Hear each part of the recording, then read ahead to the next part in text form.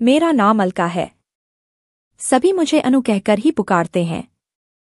मेरे दोनों बेटे भी घर में पति के सामने भी अनु कहकर ही पुकारते हैं।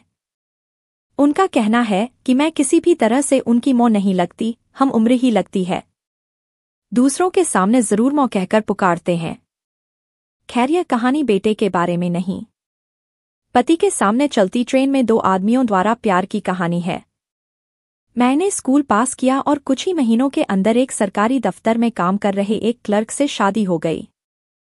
जैसा करीब सभी लड़कियों के साथ होता है, शादी के पहले कई लड़कों और आदमियों ने मेरी शरीर से खेला। लेकिन मेरी किस्मत, अपनी एक सहेली के बाप को मैं बहुत पसंद करती थी। मैं उसके साथ प्यार करने के लिए भी तैयार थी। एक बार उसे पूरा मौका मिला। हम करीब 2 घंटों अकेले साथ रहे, लेकिन उसकी हिम्मत ही नहीं हुई कि मुझे प्यार कर सके। मेरे पति की किस्मत, नहीं करते रहने पर भी पहली रात ही 3 बार प्यार किया। सच कहूं तो बहुत मस्त कर दिया मेरे पति ने। मैं अपने सभी पुराने आशिक को भूल गई। शादी के 6 साल के अंदर ही मैंने गुप्ता जी के 2 बेटों को जन्म दिया। दूसरे बेटे के जन्म के 1 साल के अंदर ही मेरे पति बड़ा बाबू बन गए, लेकिन साथ ही तबादला भी हो गया। एक छोटे शहर से हम लखनऊ आ गए। मैं क्या, मेरे पति के लिए भी लखनऊ बहुत बड़ा शहर था। नए लोग, नई जगह। वहां एक आदमी ने हमारी बहुत मदद की। यहां बता दूं कि मेरे पति पीडब्ल्यूडी में बड़ा बाबू थे। मदद करने वाले आदमी का नाम राघव था। मेरे पति उनसे पहले कई बार मिल चुके थे, इसलिए उन्होंने राघव की मदद ली। तबादला होने के बाद गुप्ता जी पहली बार लखनऊ आए तो राघव ने उन्हें अपने ही घर में रखा। एक बढ़िया सोसाइटी में 3 कमरे का मकान भी भाड़े पर दिलवा दिया। 1 महीना के बाद गुप्ता जी हमें भी लखनऊ लेकर आ गए। मैं राघव और उनके परिवार से पहली बार ही मिल रही थी, लेकिन राघव हमारे साथ ऐसा व्यवहार कर रहा था मानो हमें सालों से जानता हो। उसकी घरवाली संगीता मुझे बहुत पसंद आई। मैंने इस बात को गंभीरता से नहीं लिया कि राघव की जवान बेटी गीता मेरे पतिदेव के साथ काफी घुल मिल गई है। एक दिन दोपहर में हम और संगीता घर में अकेले थे। वो मुझसे 10 से 12 साल बड़ी थी। संगीता, अनु, तुम इतनी खूबसूरत हो, फिर अपने बदन पर ध्यान क्यों नहीं देती हो? अगर ऐसा ही चलता रहा तो कुछ ही महीनों में तुम मेरी दीदी लगने लगेगी। मैं, दीदी? जब तक बच्चे नहीं हुए थे तब तो किसी ने मेरी ओर नहीं देखा। फिर अब 2 से 2 बच्चे वाली औरत की ओर कौन देखेगा? किसके लिए अपनी जवानी को संभालूं? संगीता, तू नहीं जानती है कि तू कितनी सुंदर और मस्त है, लेकिन तू ऐसे ढीले ढाले कपड़ों में रहती हो कि कोई तुम्हारी ओर ध्यान ही नहीं देता। मैं नहीं चाहती थी, लेकिन संगीता जिद कर मुझे एक जिम में ले जाने लगी। दोपहर में 4 से 5 तक मेरे बच्चों को संगीता की बेटी गीता संभालती थी और हम दोनों 1 घंटा कसरत करते थे। मैंने ध्यान दिया कि कसरत सिखाने समय वहां का इंस्ट्रक्टर हमारे बदन को जहां तहां स्पर्श करता था। मैंने संगीता से शिकायत की, संगीता, स्पर्श करता है तो उसे करने दो, हमें भी तो अच्छा लगता है। अगर हम थोड़ी छूट दे दें तो हमें प्यार भी करेगा। देखती नहीं कैसा गठीला बदन है इस जवान आदमी का। तुम्हारे गुप्ता जी बहुत ही खूबसूरत जवान है, लेकिन वैसे लोगों को मेरी बेटी गीता जैसी जवान लड़की बहुत पसंद करेंगी। लेकिन हमारे जैसी 2 से 2 बच्चों की मां को ऐसा ही हट्टा कट्ठा आदमी खुश कर सकता है। बोल करवाएगी? मैं बोली, चुप रहो। तुझे प्यार करना है तो कर ले, मैं राघव से नहीं कहूंगी। तब उसने ऐसी बात कही जो मैंने कभी उम्मीद नहीं की थी। संगीता, तू बोलेगी तो भी कुछ फर्क नहीं पड़ेगा। तुम्हारा राघव खुद अपना काम निकलवाने के लिए मुझे कई लोगों के पास भेजता है। अनु, सच कहती हूं। संगीता की बातों से मैं नाराज नहीं हुई। हाँ, इतना जरूर हुआ कि मैंने इंस्ट्रक्टर को कभी रोका नहीं। वो कसरत सिखाने के बहाने शरीर को स्पर्श करता रहा, लेकिन उसने हम दोनों में से किसी के साथ प्यार करने की बात नहीं की। 3 महीना गुजरते गुजरते मुझे अपने बदन में खुद बहुत फर्क आने लगा। हमने 3 और महीना वहां ट्रेनिंग ली, उसके बाद घर में ही कसरत करने लगी। गुप्ता जी ने कहना शुरू किया कि मेरे साथ प्यार में उन्हें जो मजा अब आता है वो मजा पहले कभी नहीं आया था। मैंने एक बात और देखी। राघव का मेरे घर आना जाना बहुत बढ़ गया। पहले भी मेरे लिए बच्चों के लिए उपहार लाता था, लेकिन अब बहुत महंगे उपहार लाने लगा था, और वो भी जल्दी जल्दी। लेकिन उसने एक बार भी मेरे साथ प्यार का इजहार नहीं किया, ना ही उसने कभी मुझे स्पर्श करने की कोशिश ही की। होली में भी उसने सिर्फ गालों में ही रंग लगाया। देखा कि गीता भी प्यार से गुप्ता जी को जहां तहां रंग लगा रही है। मैं थोड़ा अलग हट गई। मैंने गुप्ता जी या गीता या संगीता से इस बारे में कुछ नहीं कहा। मुझे ऐसा लगा कि गुप्ता जी और गीता प्यार कर चुके हैं। रात में भी मैंने गुप्ता जी से कुछ नहीं कहा, लेकिन जब वो मुझे प्यार कर रहे थे, तभी मैंने फैसला किया कि पहला मौका मिलते ही राघव या किसी और से जरूर प्यार करूंगी। मुझे दूसरे आदमी की जरूरत महसूस होने लगी थी। तब तक मेरी और संगीता के दोस्ती को 2 साल से ज्यादा हो गया था। संगीता ने मुझे कभी उस जिम के ट्रेनर या किसी और से प्यार करने की जिद नहीं की, लेकिन वो अक्सर दूसरे के साथ की अपनी प्यार के किस्से को खूब मजे लेकर सुनाती थी। संगीता के अनुसार उसने शादी के पहले 2 आदमियों से और बाद में 7 दूसरे आदमियों से प्यार किया था, और उसके पति राघव को सब मालूम था। होली को 2 महीना हो गए और अचानक एक दिन गुप्ता जी ने कहा कि उनकी छुट्टी मंजूर हो गई है। उन्होंने कहा कि अगले हफ्ते हम पहले गुवाहाटी और बाद में दार्जिलिंग जाएंगे। 2 दिन बाद ही मेरे सास ससुर आ गए। इनके आने की मुझे कोई खबर नहीं थी। रात में मैंने पूछा, गुप्ता जी इस बार टूर पर सिर्फ हम दोनों ही जाएंगे, बच्चे मो बाबू के साथ रहेंगे? मैंने बहुत जिद की बच्चों को साथ ले जाने की, लेकिन गुप्ता जी अपनी जिद पर अड़े रहे। अगले शनिवार की सुबह हम नई दिल्ली पहुंचे और दोपहर 2 बजे एक ट्रेन के डब्बे में घुसे। गर्मी का महीना था, लेकिन डब्बा में घुसते ही मेरा पूरा बदन सर्द हो गया। मैं पहले भी ट्रेन में कई बार बैठी थी, लेकिन उस दिन जिस डब्बे में घुसी वैसे डब्बे में पहले कभी नहीं बैठी थी। अपनी सीट पर बैठी। हमारे सामने वाली सीट खाली थी। गुप्ता जी ने बताया कि हम राजधानी एक्सप्रेस में बैठे हैं। उन्होंने यह भी कहा कि यह सबसे महंगी ट्रेन है। मैं इतना खर्चा करने की क्या जरूरत थी? गुप्ता जी रानी, जहां दूसरे ट्रेन 40 से 42 घंटा समय लेंगे, यह ट्रेन हमें 26 घंटा में ही पहुंचा देगी। सच कहता हूं, तुम्हें बहुत बढ़िया लगेगा। मैं बढ़िया तो तब लगेगा जब मैं जिंदा रहूंगी। इस ठंडी में मैं मर ही जाऊंगी। मैं बोल ही रही थी कि पर्दा हटाकर 2 जवान आदमी अंदर घुसे। एक ने ऊपर के बर्थ से एक कंबल उठाकर मेरे ऊपर रखा। वो आदमी, मैडम डरिए मत, हम आपको नहीं मरने देंगे। ये कंबल ओढ़ लीजिए, थोड़ी ही देर में आप गर्म हो जाएंगी। दोनों आदमी सामने के बर्थ पर बैठ गए। वे दोनों बैठे और ट्रेन चलने लगी। गुप्ता जी, आप लोग थोड़ी और देर से आते तो आपकी ट्रेन छूट जाती। एक आदमी, हमारी किस्मत इतनी खराब नहीं कि आप दोनों जैसे खूबसूरत जोड़ी के साथ समय गुजारने का मौका छूट जाए। हम गुवाहाटी जा रहे हैं। आप लोग? गुप्ता जी, हम भी गुवाहाटी तक चल रहे हैं। दूसरा आदमी, अच्छा है, सफर बढ़िया गुजरेगी। गुप्ता जी ने देखा कि नहीं, मालूम नहीं। मुझे साफ दिखाई दिया कि दूसरे आदमी ने मुझे देखते हुए इशारा किया। मैंने मन ही मन कहा कि अगर तुम दोनों में हिम्मत है तो मैं अपने पति के सामने तुम दोनों से चलती ट्रेन में प्यार करने को तैयार हूं। मैंने ध्यान दिया। एक 25 से 26 साल का था और दूसरा 28 से 30 साल का। दोनों का बदन बढ़िया था। न तो दोनों में से कोई गुप्ता जी जैसा खूबसूरत ही था, न ही किसी का राघव जैसा बढ़िया पर्सोनालिटी ही था, लेकिन दोनों बढ़िया दिख रहे थे। दोनों ने सिल्क का पैजामा कुर्ता पहना था। दोनों के गले में सोने की मोटी चेन थी। दोनों हाथों में दोनों ने 5 से 5 अंगूठियों पहना था। दोनों ने अपना अपना एक बड़ा सूटकेस अपने बर्थ के नीचे रखा। एक एक ब्रीफकेस को बगल में दबाकर दोनों हमारे सामने बैठ गए। साफ दिख रहा था कि दोनों बहुत अमीर थे। मैं चुप बैठ सुन रही थी। दोनों ने गुप्ता जी को बातों में उलझा कर रखा। गुप्ता जी से उन लोगों ने सारी जानकारी ले ली कि हम कहाँ रहते हैं, गुप्ता जी कहाँ काम करते हैं, इत्यादि। अपने बारे में उन्होंने बताया कि वे सुपारी का धंधा करते हैं, उत्तरी राज्यों को सुपारी सप्लाई करते हैं।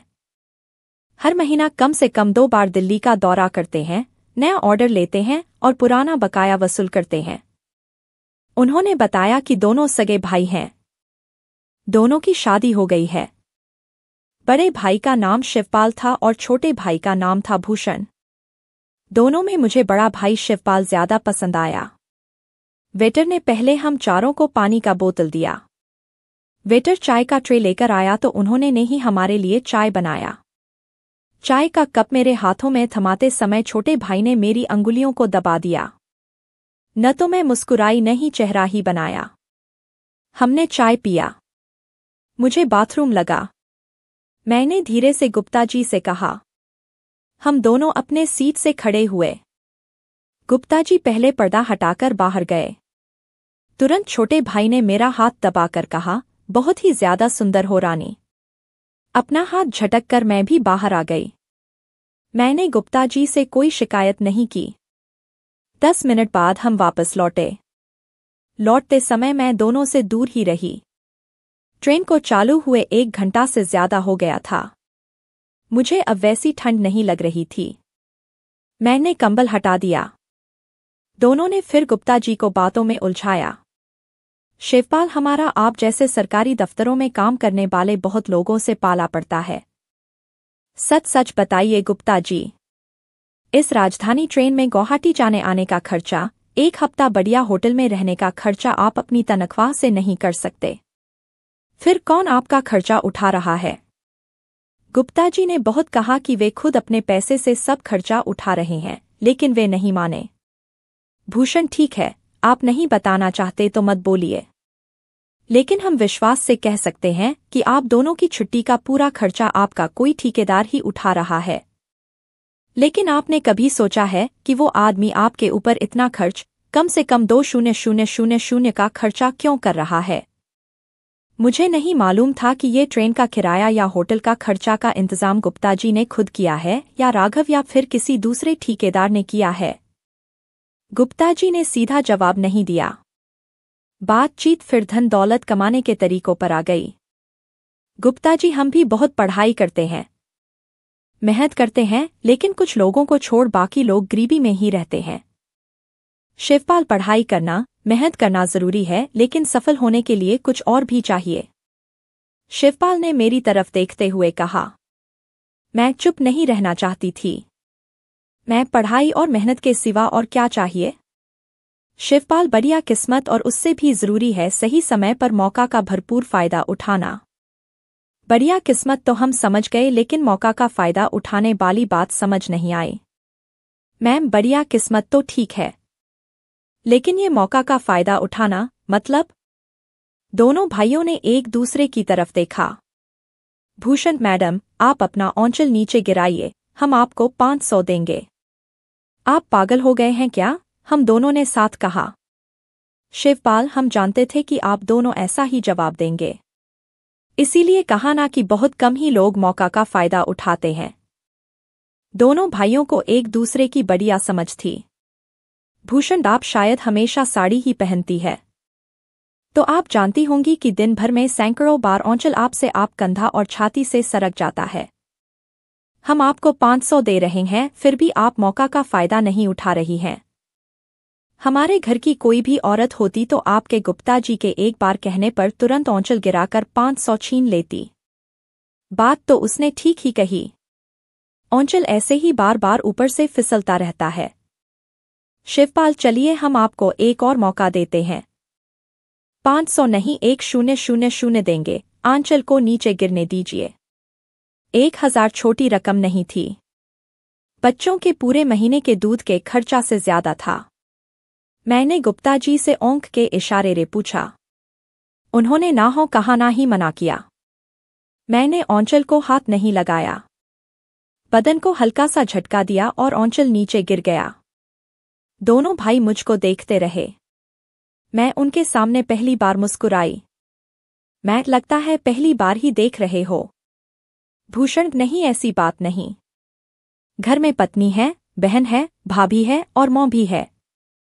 जब बाहर रहता हूं तो कोई भी दिन ऐसा नहीं होता जब हमारे साथ औरत न रहती हो। पिछली पूरी रात एक औरत हम दोनों भाई के साथ थी। स्टेशन के लिए निकलने के पहले भी एक कॉलेज की लड़की को हम दोनों ने प्यार किया। मैंने पहले ही फैसला कर लिया था कि गुप्ता जी मुझे छोड़ दें तो छोड़ दें, लेकिन ये दोनों अगर हिम्मत करेंगे तो मैं चलती ट्रेन में ही पति के सामने प्यार कर लूंगी। शिवपाल ने मेरे हाथ में 1000 रखा। वो दोनों हमारे साथ खेल रहे थे। मुझे भी इस खेल में मजा आने लगा था। मेरी बात सुन भूषण ने मुझे दिखाते हुए अपना ब्रीफकेस खोला। ब्रीफकेस में नोटों के बंडल थे ही। उसमें कुछ मैगजीन जैसी किताबें भी थी। उसने एक वैसी किताब निकालकर गुप्ता जी को दी।